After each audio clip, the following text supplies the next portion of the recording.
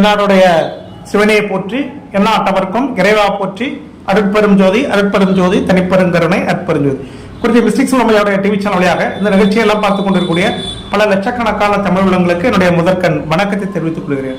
இன்று நம்முடைய பதிவில் நம்ம பார்க்க இருப்பது என்ன அப்படின்னு சொல்லி பார்த்தீங்கன்னா, புலிப்பாணி ஜோதிடம் பாடல் 84.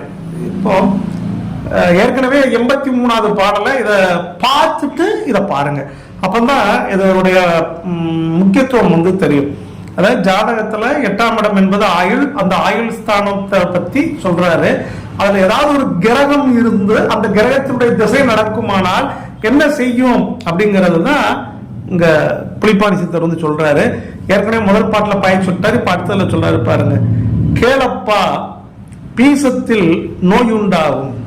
பீசம் அப்படிங்கிறது என்ன அப்படின்னு கேட்டீங்கன்னா மர்மஸ்தானம்னு பேரு. ஆணுக்கோ பெண்ணுக்கோ, பெண்களுக்குன்னா யூட்ரஸ், ஆண்களுக்குன்னா விதைப்பை, அப்படி வச்சுக்கோங்க. யூரினரி அது சம்பந்தமான இடத்துல நோயுண்டாகும். கெடுதியுள்ள குழவிக்கு ரோகம் கட்டும். அதாவது என்ன அப்படின்னு பாத்தீங்கன்னா இந்த மாதிரி இருந்துச்சு அப்படின்னா அவர்களுக்கு இந்த மாதிரி இடங்கள்ல என்ன செய்யும், பாதிப்புகள், மருத்துவ செலவுகள் என்ன செய்யும், வரும், ஆபரேஷன் நடக்கும். அதுதான் சொல்றாரு. வீரப்பா நல்லா கேட்டுக்கோங்க.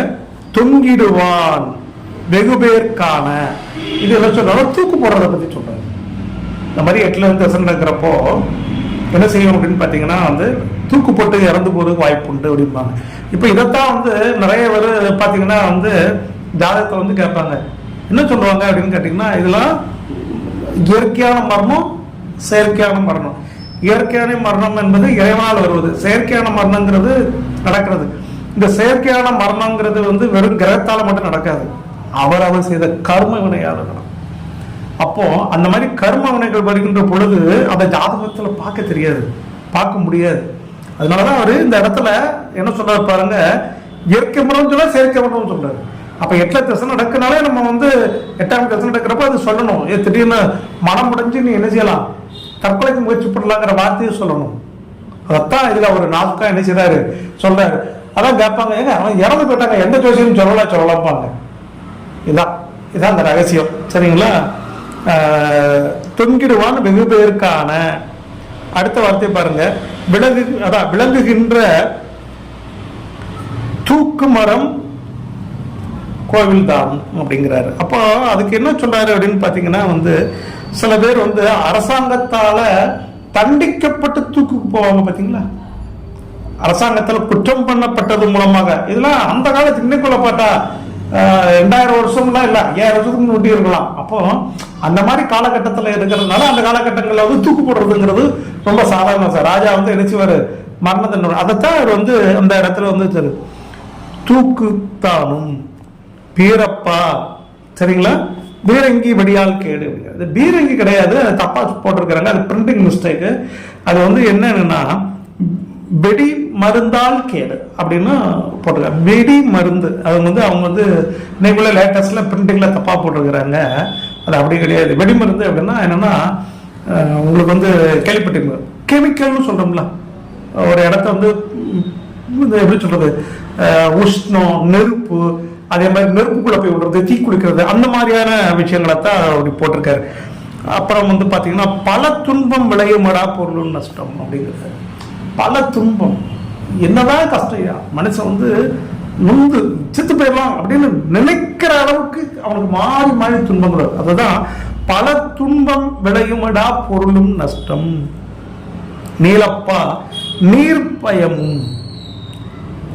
தண்ணியில கண்டம் சொல்றாங்களா, தண்ணியில விடுறது, வைக்கிறது, சளி பிடிச்சி போறது, வாந்தி பேய் எடுத்து ரொம்ப கஷ்டப்பட்ட உயிர் பிரிக்கிறது, இதெல்லாம் நீர் பயமும். தீயால் வேதை.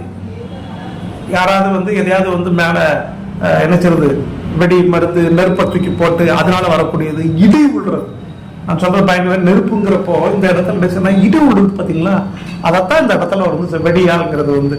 அப்போ நீர் இடியும் விழுமடா நீசம் சொல்றேன் அப்படிங்கிறாரு.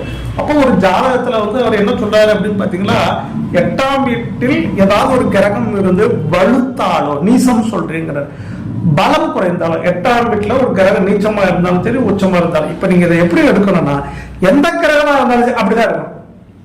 நீச்சம் உச்சம் அப்படிலாம் இருக்க வேண்டாம். எந்த கிரகம் இருந்தாலும் அந்த கிரகத்தினுடைய திசை வரக்கூடிய காலகட்டங்கள்ல இருக்கும். இதான் என்னுடைய சொந்த அனுபவத்துல நான் வந்து சொல்றேன். அதனாலதான் யாரும் வந்து கேட்கறப்போ நான் ஆயில சொல்ல முடியாதுமே, என்னுடைய கணிப்பு ஆயில சொல்ல முடியாது.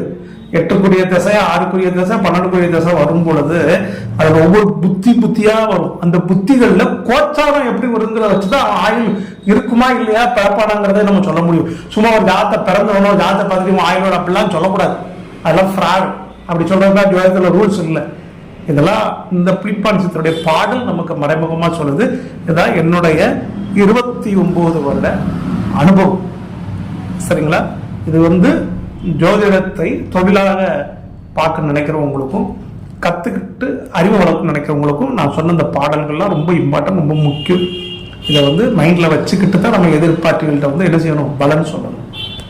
சரியா? கொஞ்சம் மிஸ்டேக்ஸ் நோயோட டிவி சேனலை தொடர்ந்து பார்த்துக்கிட்டே வாங்க.